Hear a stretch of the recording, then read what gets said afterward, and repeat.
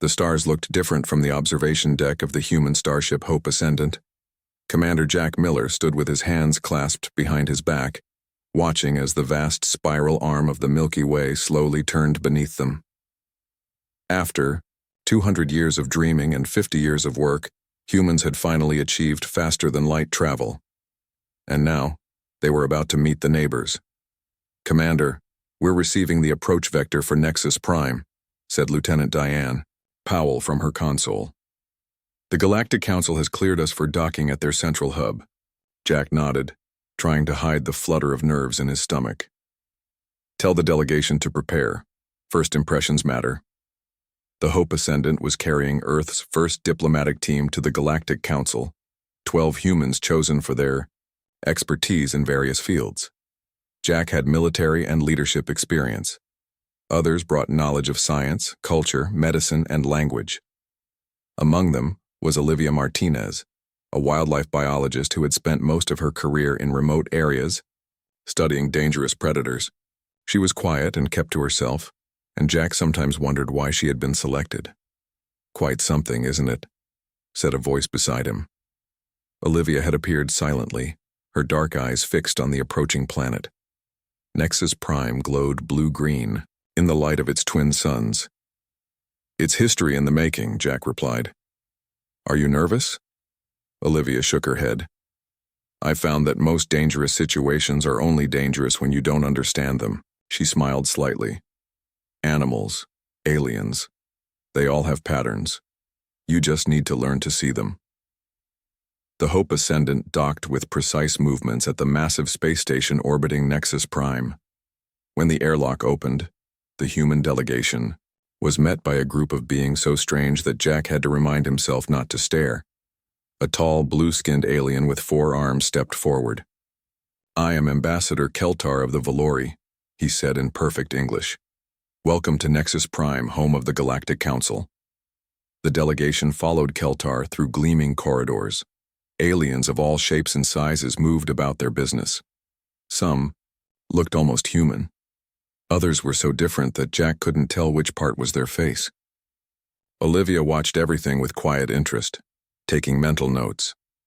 The council chamber was an enormous round room with 17 raised platforms arranged in a circle.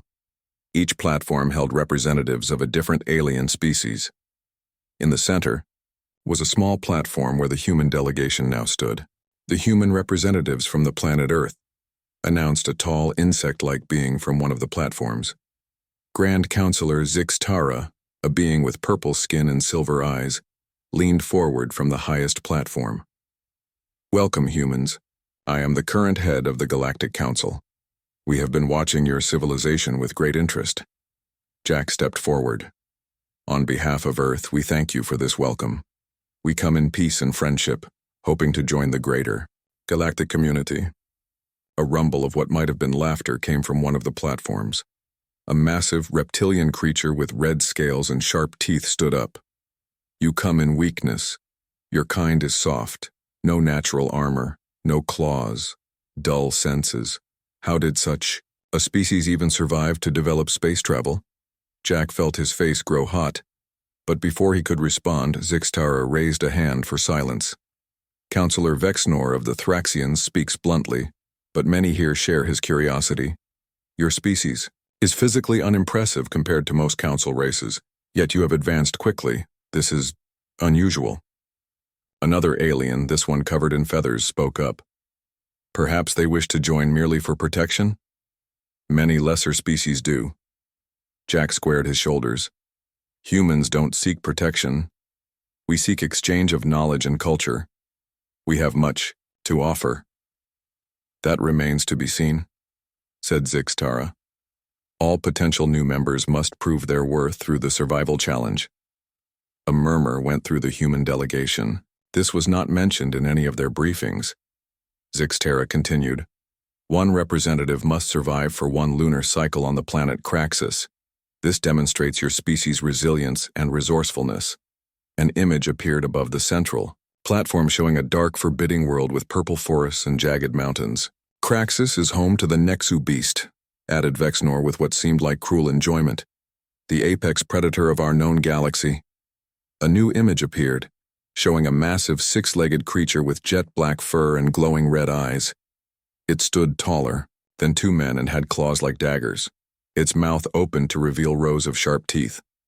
"No species has survived more than 2 weeks on Craxus," said Zixtara, "but all must attempt the challenge before membership can be considered." Jack felt sick. They were being set up to fail. This wasn't diplomacy. It was a way to dismiss humans without saying no directly. "We need time to consider this challenge," Jack began, but was interrupted by a quiet voice. "I volunteer." The entire chamber fell silent. Olivia Martinez had stepped forward, her eyes locked on the image of the Nexu beast. "Olivia." "No," Jack whispered urgently. "We need to discuss this as a team." She ignored him. "I am a wildlife biologist specializing in predator behavior. I have lived among wolves, bears, and big cats on Earth. I accept this challenge." The council members looked at each other in surprise. Bexnor gave a barking laugh. "The smallest human volunteers. This will be brief entertainment." Zixtara studied Olivia with silver eyes that seemed to see through her. "You understand what you're agreeing to? The Nexu has killed beings 3 times your size with natural armor and superior strength." "I understand," Olivia said calmly. "I would like to study all available information on Craxus and the Nexu before I go." Jack tried to pull her aside. "This is suicide. We can find another way." Olivia looked at him with steady eyes. "Trust me, Commander.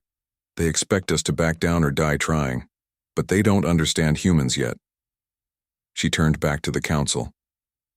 "I'll need 7 days to prepare. Then I'll go to Craxus." Zixtara nodded slowly. "So it shall be. In 7 days, the human Olivia Martinez will attempt the survival challenge. If she survives 1 lunar cycle, 30 Earth days on Craxus, humanity will be granted provisional membership in the Galactic Council." As they left the chamber, Jack caught snippets of alien conversation. Such a waste. At least it will be. Quick. No chance against the Nexu. Dr. Alan Garcia, the team's xenolinguistics expert, fell into step beside Jack and Olivia. "They're already placing bets on how long you'll last," he said quietly. "The average is 3 days." Olivia smiled slightly. "Then I'll have to disappoint them." Back on the Hope Ascendant, the delegation argued late into the night. Most thought Olivia should back out. It was too dangerous, too unknown. But in her quarters, Olivia was already reviewing the limited data on the Nexu beast, making notes and drawing comparisons to Earth predators. Where others saw certain death, she saw patterns waiting to be understood. "Just another apex predator," she whispered to herself as she studied the glowing red eyes of the beast. "And every predator can be understood." The 7 days passed quickly. Olivia spent every waking hour studying the limited information on Craxus and its deadly apex predator. The Nexu beast had killed every being who had tried to study it up close. The only data came from distant observations and the recovered equipment of those who had failed the challenge. "You're really going through with this," said Dr. Alan Garcia as he helped Olivia pack her gear. "It wasn't a question." Olivia nodded, carefully checking her survival kit. The council had provided standard equipment: a shelter pod, water purifier, medical supplies, and emergency beacon. The beacon would allow her to call for rescue if she gave up the challenge. "The Nexu has enhanced senses," she said, reviewing her notes. "It can see in near total darkness, hear a heartbeat from half a mile away, and smell fear." "And you think you can survive 30 days with these creatures?" Alan asked with concern. Olivia smiled slightly. "I don't plan to just survive. I plan to understand them." Commander Miller entered her quarters without knocking. His face was tight with worry. "The council transport leaves in 1 hour. Last chance to reconsider." "Not going to happen, Commander," Olivia said calmly. Jack sighed. "Then take this." He handed her a small black device. "It's an advanced scanner, better than what they gave you. It might help." Olivia slipped it into her pocket. "Thank you." An hour later, she stood in the council chamber again. The alien representatives watched with various expressions of curiosity, amusement, and pity as she confirmed her decision to attempt the challenge. Vexnor, the Thraxian counselor, approached her before she boarded the transport. His reptilian face came close to hers and she could smell his hot, meaty breath. "Your equipment will extend your suffering by perhaps 2 days," he said with what passed for a smile. "When you wish to end your pain, use the beacon. We will retrieve whatever is left of you." Olivia met his gaze steadily. "I grew up tracking wolves in Alaska. I've lived among tigers in India and lions in Africa. Don't be surprised if I'm still alive when you come to get me." The transport was small and piloted by a silent blue-skinned Valori. As they approached Craxus, Olivia stared out the viewport at the purple forests and jagged mountains. The planet had breathable air but harsh conditions, extreme temperature shifts between day and night, occasional acid rain, and vegetation that was mostly inedible to humans. "Landing zone ahead," the pilot said finally. "This is where the Nexu are least active. It gives you a small chance to establish yourself before they find you." The ship landed in a small clearing. The door opened, and Olivia felt the hot, heavy air of Craxus hit her face. It smelled of strange plants and decay. "Good luck, human," said the pilot. "I will return in 30 days if you survive. Use the beacon if you wish to surrender." Olivia stepped onto the alien soil. The transport rose quickly and disappeared into the purple-tinged sky. She was alone on the deadliest planet known to the EI or Galactic Council. She didn't waste time feeling afraid. Fear was a luxury she couldn't afford. Instead, she quickly surveyed her surroundings and began setting up her shelter pod in a defensible position near a rock formation. The pod expanded into a small dome, barely big enough for her to lie down in. Its outer shell was designed to mask heat signatures and scent, but Olivia doubted it would fool the Nexu for long. Using Jack's scanner, she analyzed the nearby vegetation and water source, confirming what was safe to touch and drink. Night would fall in about 4 hours and she needed to be ready. As darkness approached, Olivia climbed the rock formation to get a better view of her surroundings. In the distance, she could see movement in the purple forest, large shapes moving, with purpose. The Nexu were hunting. What she did next surprised the council observers watching from their satellites. Instead of hiding in her shelter, Olivia took out a small recording device and positioned it carefully on the rocks. Then she retreated to a hidden vantage point and waited. Hours passed. The twin moons of Craxus rose, casting an eerie blue light over the landscape. The temperature dropped sharply and Olivia wrapped herself in a thermal blanket. She didn't sleep. Her eyes remained fixed on the forest edge. Near midnight, the first Nexu emerged from the trees. It was smaller than the images had shown, perhaps a young one or a female. Its black fur absorbed the moonlight, making it seem like a moving shadow. Only its red eyes glowed in the darkness. Olivia held her breath as the creature sniffed the air and moved toward the rocks where she had placed the recording device. When the Nexu was close enough, the device activated, playing back the subtle sounds of the forest that Olivia had captured earlier. The Nexu froze, then circled the rocks cautiously. It sniffed the device but didn't destroy it. Instead, it seemed curious. After several minutes, it made a low rumbling sound in its throat before retreating back to the forest. Olivia smiled. Her first test had worked. The Nexu was intelligent enough to investigate without immediately attacking an unknown object. She had confirmed they were curious creatures, not mindless killers. In the council monitoring station orbiting Craxus, the aliens watched in surprise. "The humans survived the first night," said a Lumari observer, their luminescent skin glowing with interest, "and did not hide," added a Valori technician. "Most species cower in their shelters." Vexnor snorted. "It will die tomorrow when the main pack arrives. One curious juvenile means nothing." Back on Craxus, Olivia spent the next 3 days establishing a pattern. During daylight, she mapped the terrain, identified food sources, and studied the Nexu from afar. At night, she observed their hunting behavior and recorded their vocalizations. By the 4th day, she had identified a pack structure, 5 adults and 2 juveniles. The alpha was massive, nearly twice the size of the others, with distinctive scars across his face. Olivia nicknamed him Midnight for his pitch-black fur that was darker than the others. Using Jack's scanner, she analyzed the chemical composition of markings the Nexu left on trees and rocks. She began to understand their territorial boundaries and communication methods. On the 6th day, when most previous challengers had already perished or called for extraction, Olivia did something that shocked the watching council members. She deliberately positioned herself downwind from the Nexu territory and began setting up a blind, a hiding spot used by wildlife photographers on Earth. "What is it doing?" asked Zixtara, watching the satellite feed with growing interest. "It appears to be studying them," replied a scientific advisor. "Not running or hiding, studying." In her blind, Olivia settled in for a long observation session. She had her emergency beacon within reach, but her focus was entirely on her notebook, as she recorded detailed observations of the Nexu pack's behavior. "They're not just predators," she whispered to herself as she watched Midnight teaching the juveniles to hunt. "They're family units. They learn, they communicate, they play." She smiled as one of the juveniles pounced on a falling leaf, missing entirely and tumbling down a small slope.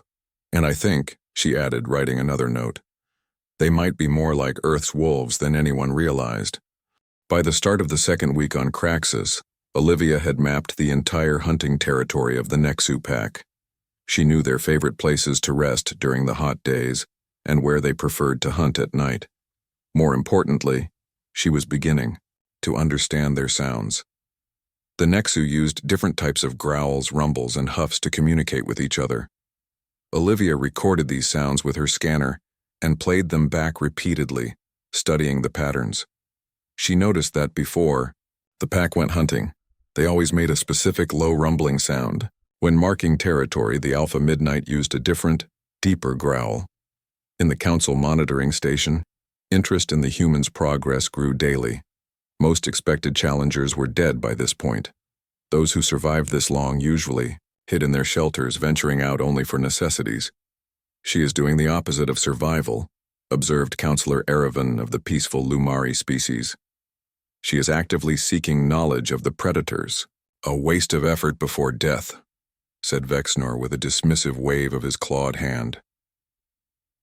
On Nexus Prime, Jack Miller and the rest of the human delegation followed Olivia's progress anxiously. They gathered each day in their quarters to watch the footage the council shared with them. "What exactly is she trying to do?" asked Diane Powell, staring at images of Olivia carefully setting up some kind of device near a Nexu water source. Dr. Alan Garcia leaned forward with growing excitement. "I think she's trying to communicate with them." "Communicate? With mindless killers?" Another team member scoffed. "They're not mindless," Jack said quietly. "That's what Olivia sees that no one else does." Back on Craxus, Olivia was ready to attempt something dangerous. After days of observation, she had built a crude device from parts of her equipment. It could reproduce the low-frequency rumbles that the Nexu used for territorial communication. "Here goes nothing," she whispered as she activated the device at the edge of what she believed was the pack's territory. The machine emitted a deep rumble, similar to the sound Midnight made when marking boundaries. Olivia quickly retreated to her observation blind and waited. She didn't have to wait long. Less than an hour later, the entire Nexu pack emerged from the forest, led by Midnight. They approached the device cautiously, sniffing the air and growling. Midnight circled the machine, his red eyes glowing with what Olivia interpreted as confusion. There was a scent of a strange creature, but the sound of a Nexu. Something was wrong.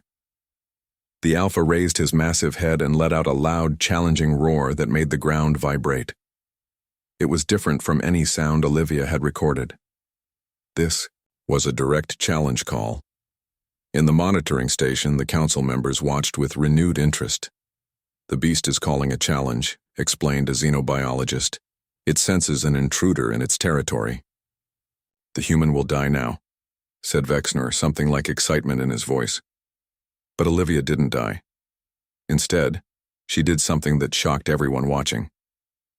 She turned off her camouflage field, stood up from her hiding place and slowly walked into view of the Nexu pack.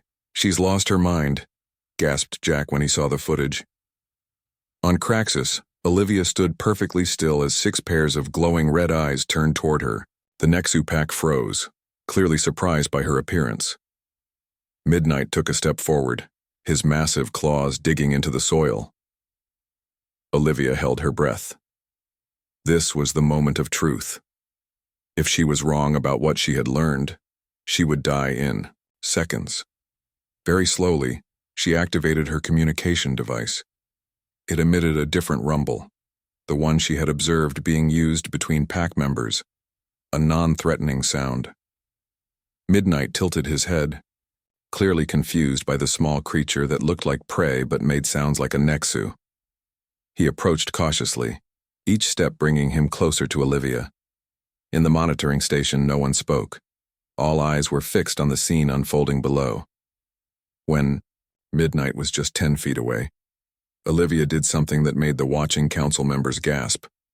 She lowered herself to a crouch and bowed her head, exposing the back of her neck, a position of complete vulnerability. The massive predator stopped. He sniffed the air, taking in Olivia's scent. Then, to everyone's amazement, he circled her, slowly. He didn't attack. He was studying her. Hours seemed to pass, though it was only minutes. Finally, Midnight made a soft huffing sound and backed away. The other Nexu followed his lead, retreating to the edge of the clearing but not leaving, completely. They watched Olivia with wary curiosity. Slowly, Olivia stood up. She had passed the first test. She wasn't seen as prey or an immediate threat. She was a mystery to be solved. On Nexus Prime, the council chamber buzzed with excited conversation. News of the humans' unusual approach had spread, and many council members gathered to watch the live feed from Craxus. "Impossible," muttered one alien to another. "No species has ever gotten that close to a Nexu and lived." Dr. Alan Garcia was invited to explain what they were witnessing. He stood before the council, trying to hide his pride in his fellow human. On Earth, humans have a long history of forming relationships with predators, he explained. Our ancestors domesticated wolves, deadly pack hunters, and turned them into companions we call dogs. Domestication? You mean enslaving? Asked a council member. No, Alan said firmly. It's a mutual relationship based on understanding and respect. The key is communication and trust building. That's what Olivia is attempting with the Nexu. But the Nexu are not your Earth wolves, argued Vexner. They are the deadliest predators in the known galaxy. And yet, said Zixtara thoughtfully, this human stands unharmed after an encounter that should have killed her. Back on Craxus, Olivia continued her work with renewed purpose. Each day she would return to the same spot and activate her communication device. Sometimes the Nexu would appear, sometimes not. When they did come, she would remain still and quiet, gradually decreasing the distance between them. By the end of the second week, something remarkable happened. The younger Nexu that Olivia had first seen, the curious one she had nicknamed Scout, approached her shelter during a heavy acid rainstorm. It limped slightly, and Olivia could see a deep cut on one of its 6 legs. The creature huddled under a rocky overhang near her shelter, seemingly seeking refuge from the painful rain. It watched Olivia through the transparent section of her shelter wall, its red eyes dimmer than usual. In the monitoring station, the observers held their breath as Olivia slowly opened her shelter door. "She's not going out in that rain?" asked one in disbelief. "The acid will burn her skin." But Olivia did go out, protected only by a thin protective suit. She moved slowly toward the injured Nexu, carrying her medical kit. "Easy now," she whispered, though she knew the creature couldn't understand her words. "I just want to help." Scout growled weakly but didn't run or attack as Olivia knelt a few feet away. The young Nexu was in pain and confused, but something about this strange 2-legged creature felt non-threatening. With incredible patience, Olivia inched closer until she could see the wound clearly. A large thorn from one of Craxus's toxic plants was embedded in Scout's leg, causing the cut to fester. "This is going to hurt," Olivia said softly. "But then you'll feel better." She reached out with medical tweezers, moving with deliberate slowness. Scout growled but remained still as Olivia carefully removed the thorn and applied antiseptic to the wound. When it was done, Olivia backed away, giving the young Nexu space. Scout sniffed at its leg, seemed surprised by the absence of pain, then looked up at Olivia with something that might almost have been gratitude. In the council chamber on Nexus Prime, complete silence fell as they watched. "She healed it," whispered Erevan in awe. "And it let her." For the first time since the challenge began, Vexnor had nothing to say. The acid rain stopped by morning. Olivia woke to find Scout still outside her shelter, curled up under the rocky overhang. The young Nexu raised its head when she emerged, watching her with those glowing red eyes that now seemed less threatening. "Good morning," Olivia said softly, knowing the creature couldn't understand her words but would understand her tone. "How's that leg feeling?" She moved slowly, sitting on a rock a safe distance away. From her pack she took out some of her food rations. The council had provided nutrition bars designed to sustain her, though they tasted terrible. She broke off a piece and gently tossed it toward Scout. The young Nexu sniffed the offering cautiously, then ate it.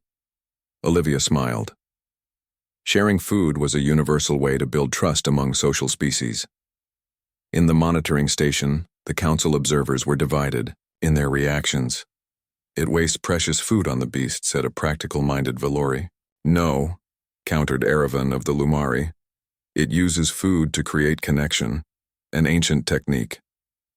On Nexus Prime, the human delegation watched the feed with growing hope. Commander Miller paced the room, unable to contain his nervous energy. "She's actually doing it," he said in wonder. "She's forming a bond." Dr. Garcia nodded. "The Nexu are intelligent pack animals, not so different from wolves or lions on Earth. She's using techniques that animal researchers have refined for centuries." Back on Craxus, Olivia spent the morning checking Scout's wound. The antiseptic had worked well, and the infection was already less angry-looking. The young Nexu allowed her to apply more medicine, only flinching slightly at her touch. As Olivia worked, she noticed movement at the forest edge. The entire Nexu pack had arrived, led by Midnight. They watched silently, as she tended to Scout. Olivia's heart raced, but she kept her movement slow and deliberate. If the pack saw her as a threat to their young member, she would be dead in seconds. Midnight took several steps forward, his massive body tense. Olivia slowly stood and backed away from Scout, giving the alpha space to inspect what she had done. Giwar. Huge creature approached Scout and sniffed the treated wound. Then, to Olivia's amazement, Midnight looked directly at her.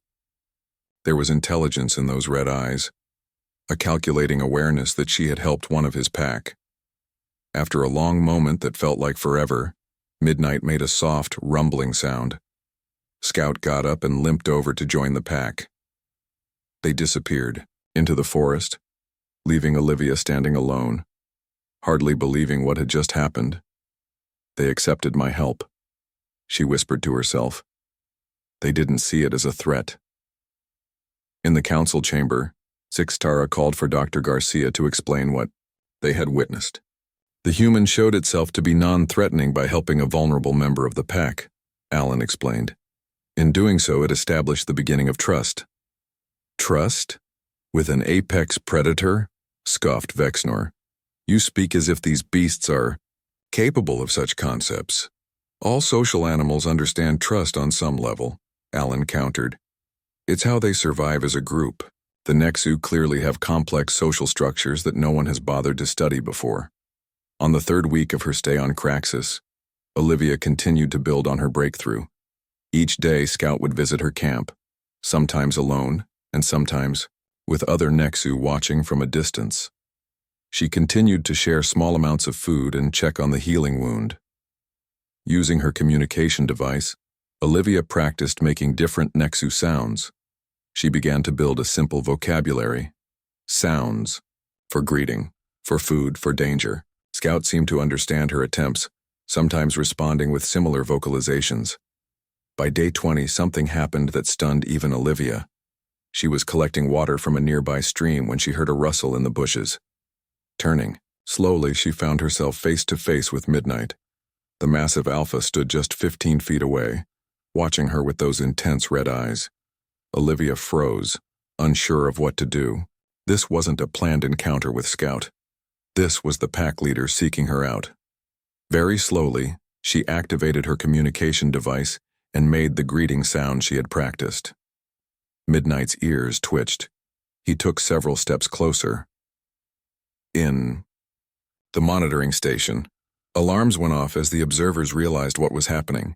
The apex predator is approaching the human, a technician reported. Should we activate emergency protocols? No, said Erevan firmly. Let us see what happens. The human has earned this chance. On Craxus, Olivia remained perfectly still as Midnight circled her, much as he had done during their first encounter. This time, however, he came close enough that she could feel his hot breath on her skin. The massive creature sniffed her thoroughly, taking in her scent.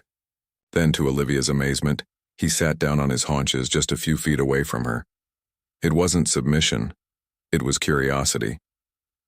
Taking a tremendous risk, Olivia slowly reached into her pocket and took out a piece of dried meat from her rations. She placed it on the ground between them. Midnight looked at the offering, then back at Olivia. With deliberate movements, he took the meat and ate it. Good, Olivia said softly.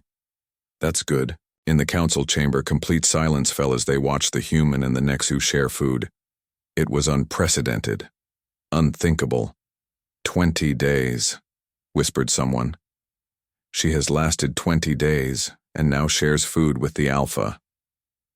Vexnor's scales had paled slightly.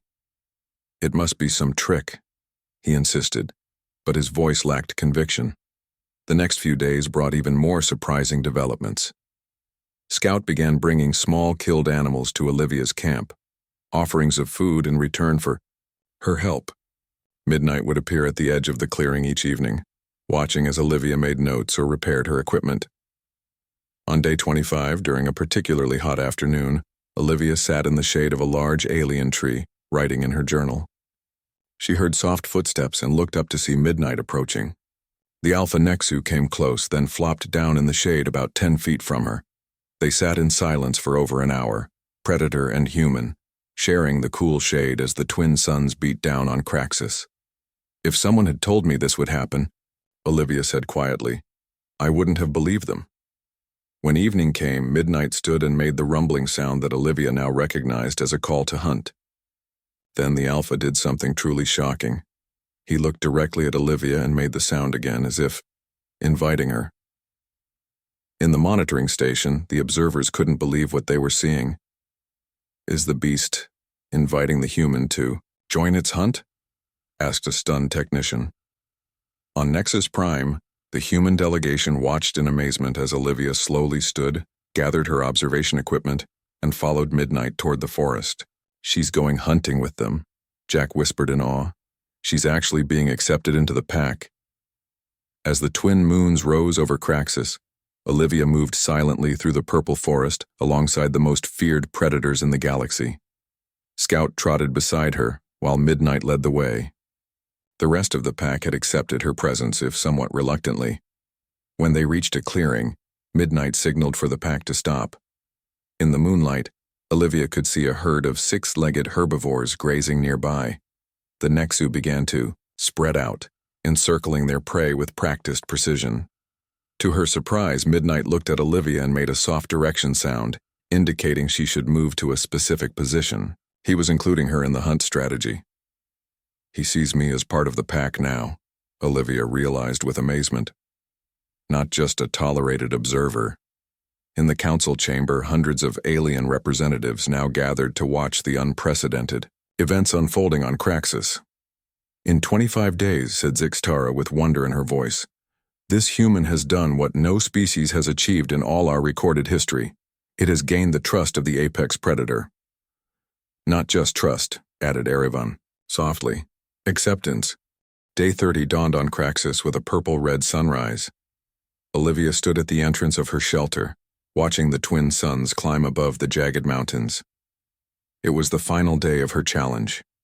She had survived a full lunar cycle on the deadliest planet known to the Galactic Council, but survival wasn't what made her smile as she packed her few belongings. It was the 5 Nexu lounging in the clearing near her camp, Midnight Scout and 3 others from the pack.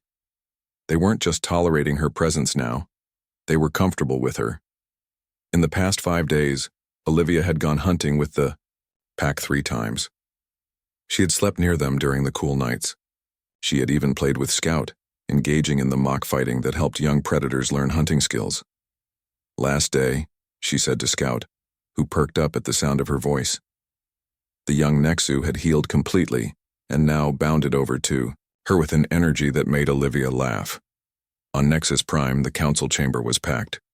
Representatives from all 17 member species gathered to witness the final day of the human challenge. What had started as a cruel dismissal of humanity had become the most watched event in council history. "The extraction ship will arrive on Craxus in 6 hours, announced Zixtara. "If the human is alive to board it, humanity will have completed the survival challenge." Commander Jack Miller stood with the human delegation, his face showing the strain of the past month.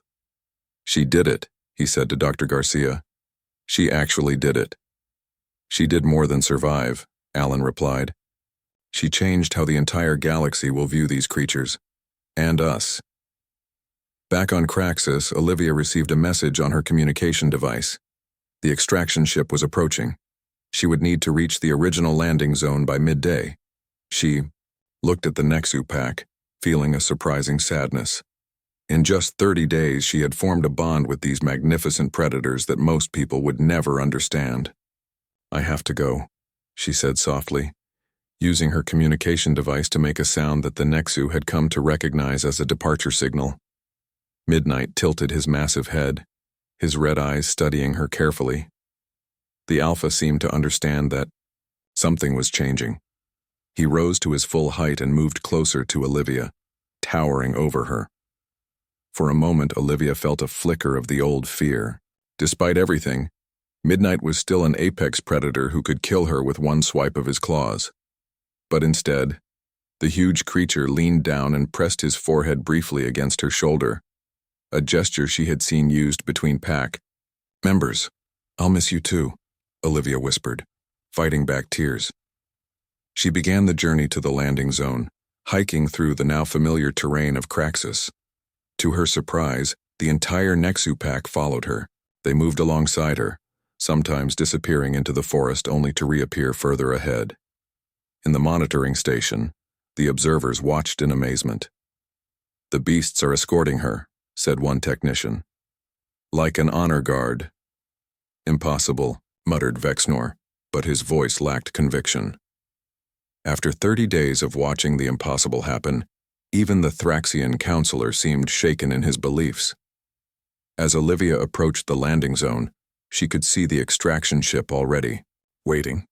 A group of council representatives had come personally to witness the end of the challenge, including Zixtara herself.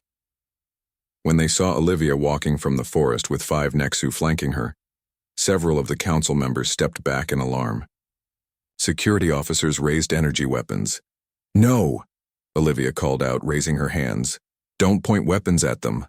The council members froze, caught between fear and amazement, as Olivia calmly walked the final distance with the galaxy's deadliest predators at her side. Zixtara stepped forward, her silver eyes wide with wonder. "Human Olivia Martinez," she said formally. "You have survived the survival challenge. More than survived, you have done what no species thought possible."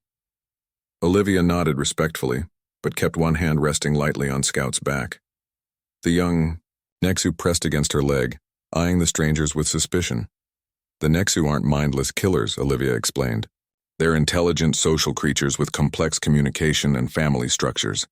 They don't attack without reason. Yet they have killed every other being who attempted this challenge," said Vexnor, staying well back from the predators. "Because every other being treated them as enemies to be feared or avoided," Olivia replied. "I treated them as subjects to be understood." As if to prove her point, Midnight moved forward to stand beside her. The massive Alpha towered over everyone, present, his red eyes scanning the council members with clear intelligence. One of the Thraxian security officers shifted nervously, his weapon still half raised. Midnight noticed the movement and growled, a deep rumble that made the ground vibrate. "Lower your weapon," Olivia said calmly. "He sees it as a threat." The officer looked to Vexnor, who reluctantly nodded. When the weapon was lowered, Midnight stopped growling but remained alertly at Olivia's side.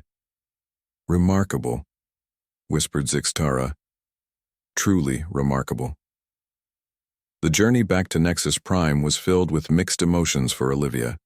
She had completed her mission and secured humanity's place in the Galactic Council.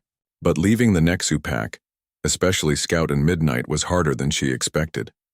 When the ship finally docked at the central hub, Olivia was surprised to see hundreds of aliens lining the corridors. News of her achievement had spread throughout the station. Many wanted to see the human who had tamed the apex predator. Commander Miller and the human delegation were waiting at the airlock. Jack broke protocol and hugged Olivia tightly. "You did it," he said, his voice rough with emotion. "You showed them all what humans are capable of." The council chamber was more crowded than Olivia had ever seen it when she was called to address the assembled representatives. She stood on the central platform, still wearing her dirt-stained survival gear. "Human Olivia Martinez," said Grand Counselor Zixtara formally. "You have completed the survival challenge with unprecedented success. Humanity has earned its place among the stars." The chamber filled with sounds of approval from most species, though the Thraxians remained notably silent. "Thank you," Olivia said simply. "But I didn't just survive Craxus. I learned from it. The Nexu taught me as much as I learned about them." "What would you ask of the council?" Zixtara inquired. "It is traditional for those who complete the challenge to request a boon." Olivia didn't hesitate. "I ask that Craxus be declared a protected world. No hunting of the Nexu, no interference with their natural habitat." A murmur ran through the chamber. It was not the request anyone expected. "And," Olivia continued, "I request permission to establish a research station in orbit around Craxus. I want to continue studying the Nexu, to learn from them and to ensure they're protected." Zixtara looked surprised but nodded slowly. "It shall be as you ask. The human understanding of predator species is clearly an area where your kind has much to teach the galaxy." 6 months later, Olivia stood in the observation dome of the newly established Craxus Research Station. Below her, the purple forests of the planet stretched to the horizon. On a monitor nearby, camera feeds showed the Nexu pack hunting in their territory. She smiled as she spotted Scout, now nearly full-grown, racing alongside Midnight. The pack was thriving under the protection now granted to their world. Dr. Allen Garcia entered the dome carrying reports. "The first group of xenobiologists arrives next week," he said. "Everyone wants to learn your methods." Olivia nodded. "And the council's decision?" "Final approval just came through. You've been named Special Advisor on Predator Species to the Galactic Council. It's a new position they created just for you." Olivia looked back at the monitor where Midnight had paused, his massive head raised as if sensing her watching. In just 6 months, humanity had gone from unknown newcomers to respected members of the galactic community. All because she had seen intelligence where others saw only danger. All because she had reached out with understanding instead of fear. "I guess we showed them what humans do best," she said quietly. Alan smiled. "And what's that?" "We connect, even with the things that scare us most, especially with the things that scare us most." On the monitor, Midnight raised his head and let out a roar that even the station's thick walls couldn't completely silence. It wasn't a challenge anymore. To Olivia, it sounded almost like a greeting.